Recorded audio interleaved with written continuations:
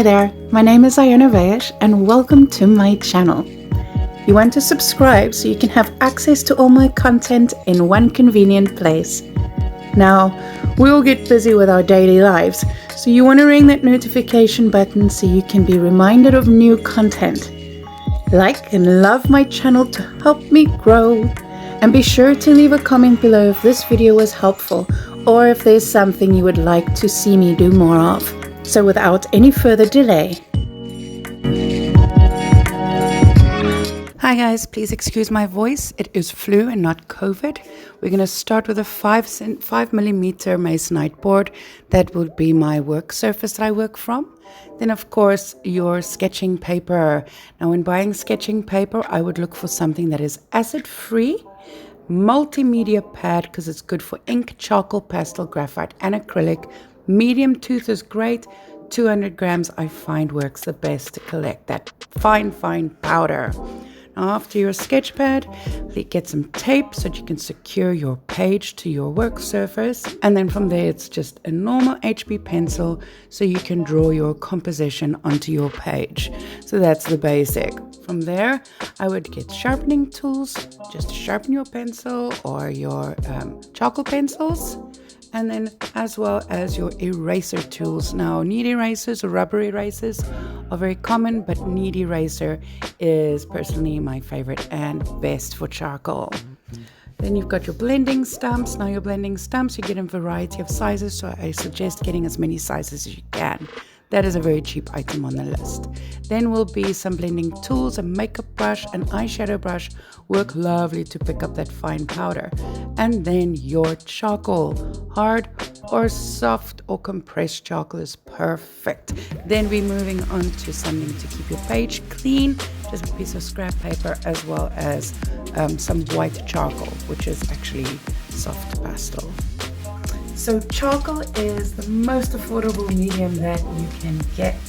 You can buy the charcoal pieces separately in bulk, like a packet of, as well as the blending stumps, which is extremely cost effective. There are also amazing sets out there if you just want to start off with a complete set to get to know the product before you start buying them individually. Now, not everybody's going to work with all the items, so I'm going to go through a pre-bought set with you as well, what you can buy separately. Okay, so here I've got a 24-piece Faber-Castell set. Let's see what you get in one of these sets. Now remember, you can get them in smaller sizes and different brands, so you don't have to necessarily get a Faber-Castell brand. So inside there you will get, I will go through the items and their purposes later on, but inside you get a nice sized blending stump used to move your charcoal around. You get a knead eraser. It picks up those the charcoal very nicely. Then you get vine charcoal, which is a natural charcoal. And you get willow charcoal, which is a lot thicker. The only difference between them at the end of the day is their thickness. So the one is made from burnt willow branches and this one's burnt vine, spectral vine. You also get hard charcoal, which you will see is a much darker than your natural charcoals. Your natural charcoals are much more of a blue hue, where your compressed charcoal is much blacker and darker. Now compressed charcoal is a combination of soot and clay. That's why it's more condensed. Then you also get your soft charcoal pencils and your condensed charcoal pencils. There you go. So this is what you get in a basic kit. So you can easily buy the items loose. the compressed charcoal, which is your soot and clay, and your vine charcoal or natural charcoal. It is very messy, but it is extremely cheap and easy to get. You can also purchase your blending stump in various sizes, also in packets, very cheap. I would suggest you have different sizes in the blending stumps. Right. Now you don't always get this in all the sets. You can buy it separate. Some sets have it, and it is white charcoal, and it's not really, you see it says white charcoal. It's not really white charcoal. It's more soft pastel. So I don't use this a lot. It's better to use it on a gray or a slight brown tinted paper.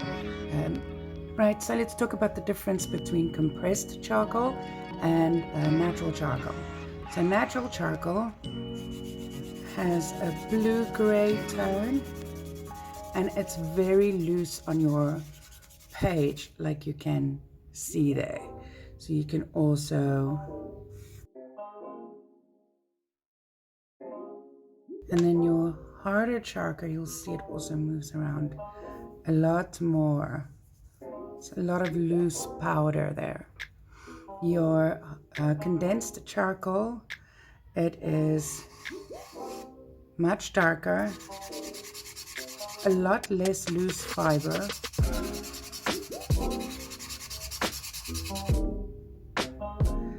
Now the difference between the two is if I brush this, the charcoal moves around easily, so I can easily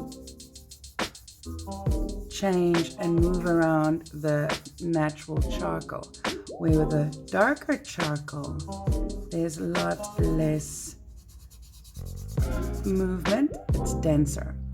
So I would suggest you sketch out your basic layout with your normal natural charcoal, and then you can move it around as you wish, and then you make your more solid lines with your condensed charcoal, as it's most likely not to move around as much.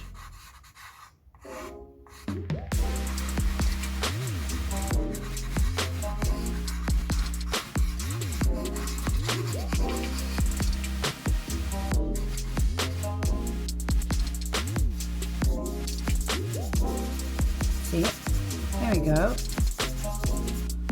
So that's the difference between compressed and your vine and willow charcoal, natural charcoal. Now let's talk blending sticks. So I do like the Faber-Castell sticks and the general sticks that you can buy. These sticks, they tend to, the specific ones, paper tends to come off, so I'm not entirely too fond of it, but they're cheap. You can get plenty of them. So basically you're going to use this to blend with your charcoal.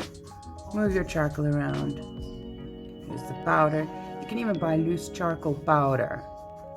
So you can move your charcoal around and see.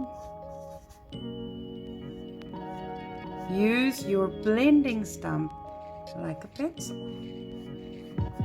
This is where different sizes come in extremely handy. You can make a nice broad lines with your blending stump, which brings us to your sandpaper or sandpaper block. You need to clean your blending stump. That makes it easier to clean it and give it back its shape by using your sanding paper. Here we go. Lovely. Speaking of the sanding block, you can also use it to get charcoal deposits, the powder, if you just want to use the powder on its own.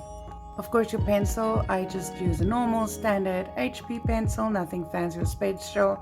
It's just to plan out your picture, but you can do that with the soft charcoal too, as it's easily movable. Additional useful blending tools would be an earbud. Earbuds are very useful.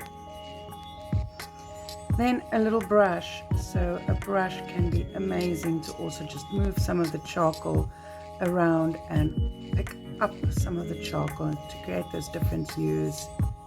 See, again, this is the natural charcoal. It eventually just brush completely off. Eyeshadow sponge can easily pick up and move your charcoal around too. It's nice for finer little details. It's flat and tipped, so you get a variant in line thickness. And then erasers. Now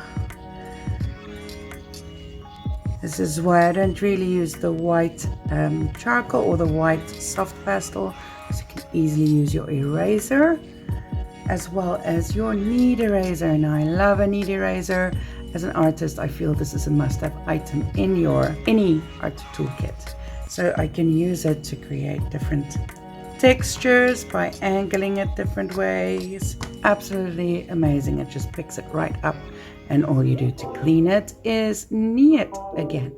Get dirty, play with your medium, see what it can do, what it can't do. Get to know your medium before you start. And then I will see you on the next episode for some tricks and hacks for different textures and styles in charcoal.